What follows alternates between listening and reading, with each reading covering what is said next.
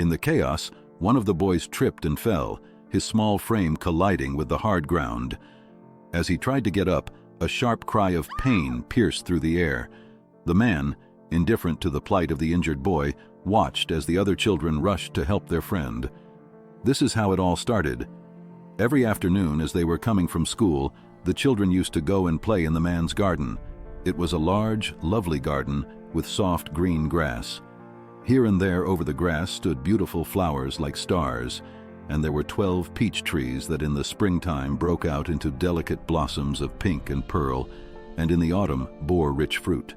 The birds sat on the trees and sang so sweetly that the children used to stop their games in order to listen to them.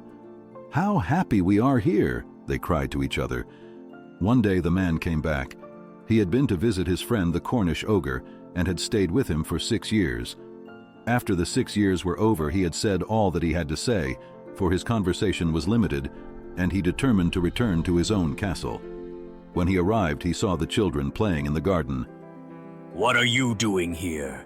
he shouted. A sudden commotion ensued as the children, startled and afraid, rushed to escape the imposing figure of the man. In the chaos, one of the boys tripped and fell.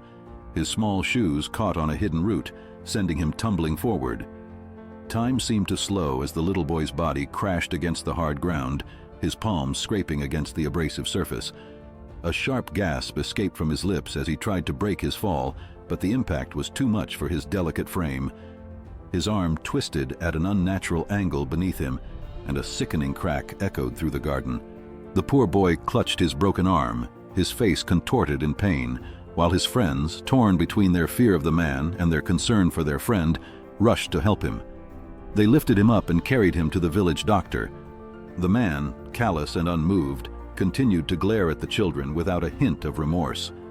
Now left alone in his garden, the man simply shrugged off the incident and continued with his selfish ways. "My own garden is my own garden, and I will allow nobody to play in it but myself." He then went on to build a high wall all around it and put up a notice board saying, "Trespassers will be caught and punished." He was a real selfish man. The poor children had now nowhere to play.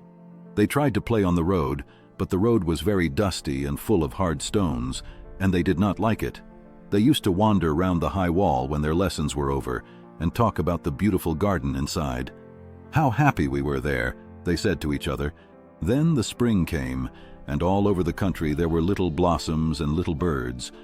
Only in the garden of the selfish man it was still winter. The birds did not care to sing in it, as there were no children, and the trees forgot to blossom.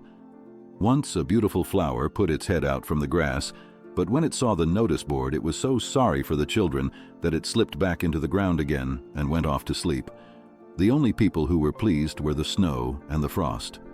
"Spring has forgotten this garden," they cried, "so we will live here all the year round."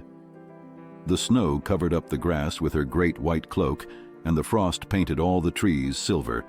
Then they invited the north wind to stay with them, and he came. He was wrapped in furs, and he roared all day about the garden and blew the chimney pots down. "This is a delightful spot," the north wind said. "We must ask the hail on a visit." So the hail came. Every day for 3 hours he rattled on the roof of the castle till he broke most of the slates, and then he ran round and round the garden as fast as he could go.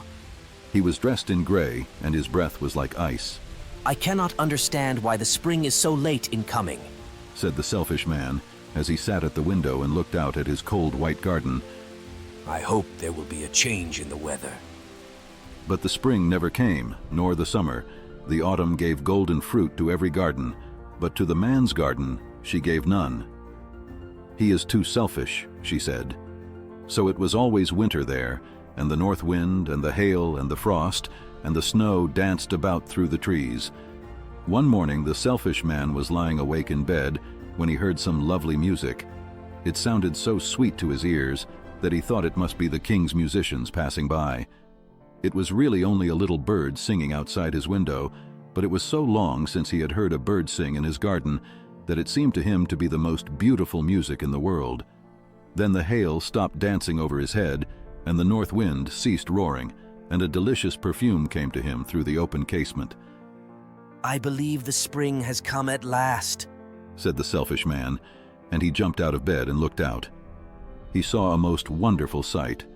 Through a little hole in the wall, the children had crept in, and they were sitting in the branches of the trees.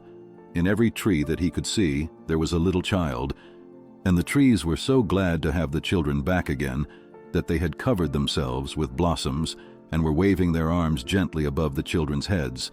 The birds were flying about and twittering with delight, and the flowers were looking up through the green grass and laughing. It was a lovely scene, only in one corner it was still winter. It was the farthest corner of the garden, and in it was standing a little boy.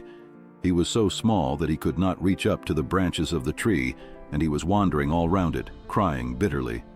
The poor tree was still quite covered with frost and snow, and the north wind was blowing and roaring above it. "Climb up, little boy," said the tree, and it bent its branches down as low as it could, but the boy was too tiny, and the man's heart melted as he looked out. How selfish I have been, he said. Now I know why the spring would not come here. I will put that poor little boy on the top of the tree, and then I will knock down the wall, and my garden shall be the children's playground forever and ever. He was really very sorry for what he had done, so he crept downstairs and opened the front door quite softly and went out into the garden. But when the children saw him, they were so frightened that they all ran away, and the garden became winter again. Only the little boy did not run, for his eyes were so full of tears that he did not see the man coming.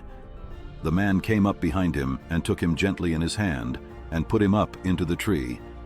It was the little boy whose arm had broken before. It was now healed. The man started crying. He apologized to the little boy and asked for his forgiveness. After seeing the change of heart and the newfound kindness of the man, the tree broke at once into blossom, and the birds came and sang on it. The little boy stretched out his two arms and flung them round the man, forgiving him. The other children, when they saw that the man was not wicked any longer, came running back, and with them came the spring. Please forgive me. It is your garden now, my little friends. The children, who had once suffered under the man's selfishness, now danced joyously around him. Laughter echoed through the garden as the man, who had broken down the walls of his own making, became an unexpected participant in their merriment. The villagers, initially hesitant, soon joined the jubilant gathering.